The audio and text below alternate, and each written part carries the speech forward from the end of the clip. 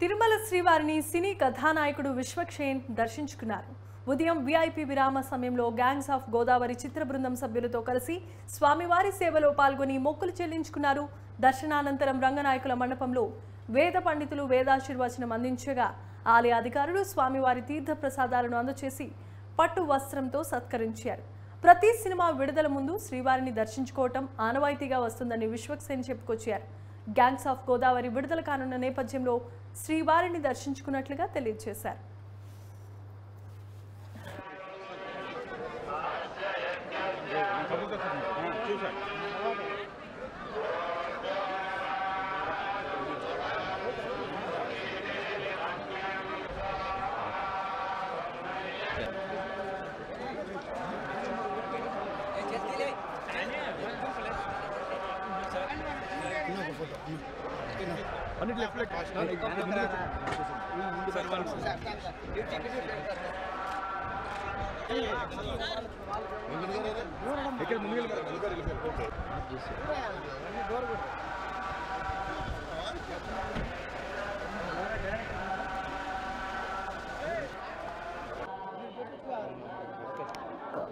గోవిందా ఏం లేదు, నా ప్రతి సినిమా సెంటిమెంట్. ఇంకా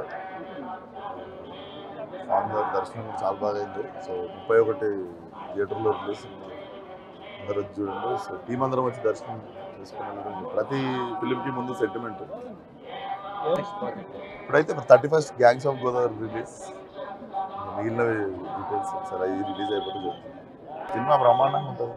వెరీ కాన్ఫిడెంట్ అందరం. నేను మా కో ప్రొడ్యూసర్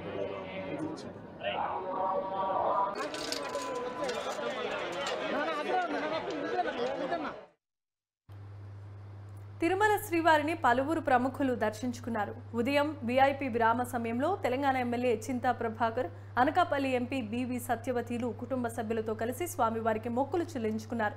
దర్శనానంతరం రంగనాయకుల మండపంలో వేద పండితులు వేదాశీర్వచనం అందించగా ఆలయ అధికారులు స్వామివారి తీర్థ ప్రసాదాలను అందజేసి పట్టు వస్త్రంతో సత్కరించారు.